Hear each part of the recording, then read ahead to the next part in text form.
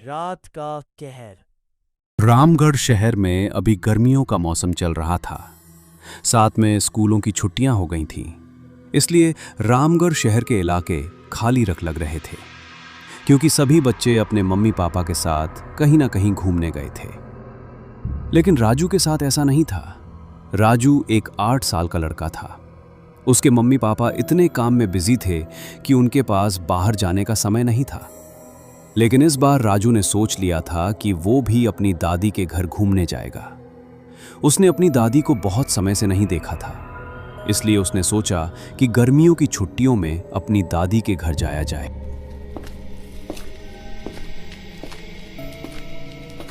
Papa mummy, हम कब घूमने जाएंगे? मेरे सब दोस्त घूमने जाते हैं। कोई अपनी नानी के घर जाता है, कोई अपनी दादी के घर जाता है। मैं भी कितने सालों से मैंने अपनी दादी को नहीं देखा है। मुझे भी जाना है घूमने के लिए। मुझे भी घूमने ले चलो ना। नहीं बेटा, अभी हम नहीं चल सकते, क्योंकि हमारे ऑफिस में काम है। 8 दिन बाद हमारे ऑफिस में कॉन्फ्रेंस मीटिंग है। उसके लिए हमें तैयारी करनी है। तो फिर कभी चलते हैं। रुको राजू। माया, जब राजू इतना कह रहा है तो चलते हैं ना अपने गांव। मैं भी बहुत समय से अपने गांव नहीं गया हूं। इसी बहाने मैं भी जाकर आ जाऊंगा। और अभी मीटिंग में 8 दिन बाकी है, तो 5 दिन वहां रहेंगे। बाकी के 3 दिन आकर अपना काम निपटा देंगे। चलते हैं गांव। तो ठीक है राजू, अब जब तुम्हारे पापा ने कह दिया है तो कल हम सब गांव जरूर चलेंगे।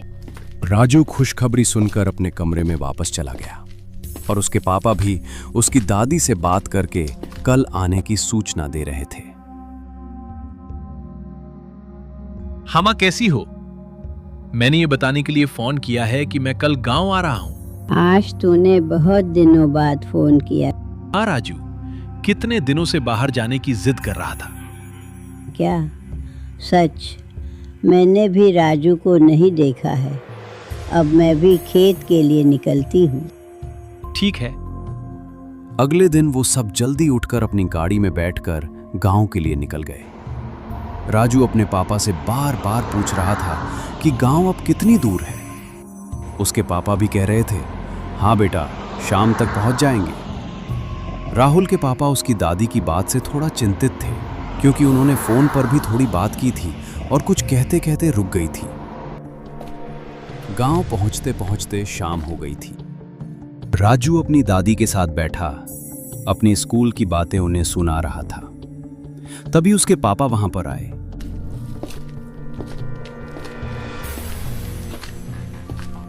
वो उसकी दादी से कहने लगे, कहा कि मां, मैं अपने दोस्त रमेश से मिलने जा रहा हूं। बहुत समय बाद आया हूं, उससे भी मिलकर आता हूं। लेकिन राजू की दादी ने साफ मना कर दिया। कहा कि कल सुबह चले जाना। इतना कहकर वो अपने काम में वापस लग गई। राजू के पापा को यह बात समझ नहीं आ रही थी कि उनकी मां इतनी घबराई हुई क्यों है। उन्होंने तभी के लिए कहा, ठीक है, मैं कल सुबह जाऊंगा। लेकिन उन्होंने अपने दोस्त से मिलने के चक्कर में रात को उनके घर की तरफ निकल गए। अपने दोस्त रमेश के घर की तरफ जा रहे थे। तभी रास्ते में एक औरत की रोने की आवाज आई। वो मदद के लिए चिल्ला रही थी और आसपास देखा, एक पेड़ के नीचे एक औरत रो रही थी। वो उस औरत के पास गए और पूछा, अरे बहन, तुम यहां पर क्या कर रही हो इतनी रात को? यहां रुकना सही नहीं है। तुम्हारा घर कहां पर है? अपने घर चली जाओ बहन। ये रास्ता बड़ा ही सुनसान है और चोरों का खतरा अलग से। पूरे माहौल में अंधेरा छा गया। देखते देखते वो चुड़ैल अपनी असली रूप में राजू के पापा उसका डरावना चेहरा देखकर वहीं पे होश हो गए। देखते ही देखते दोनों वहां से गायब हो गए। राजू के पापा को ढूंढते ढूंढते दिन से शाम और शाम से रात हो चुकी थी, लेकिन राजू के पापा का कहीं अता पता नहीं था।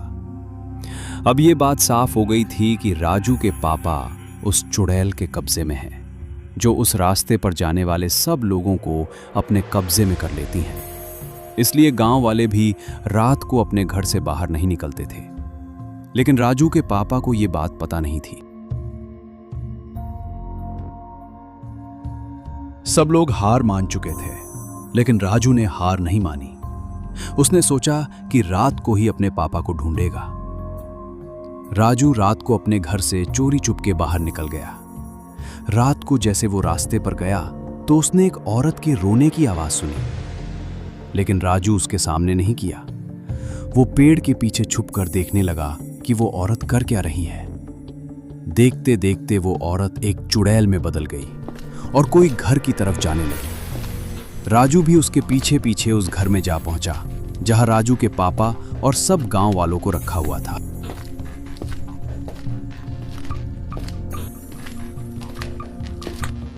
राजू, तुम यहां पर क्यों आए?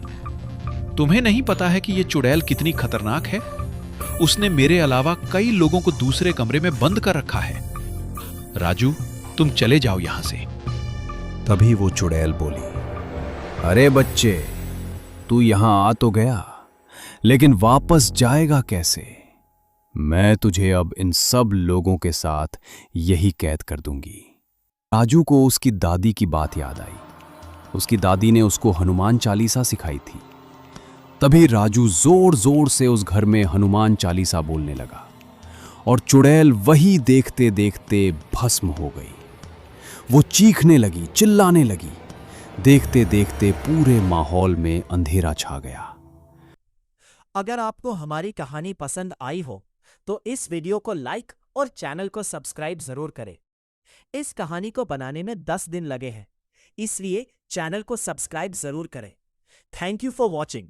इस कहानी का नेक्स्ट पार्ट देखने के लिए बेल आइकन जरूर प्रेस करें।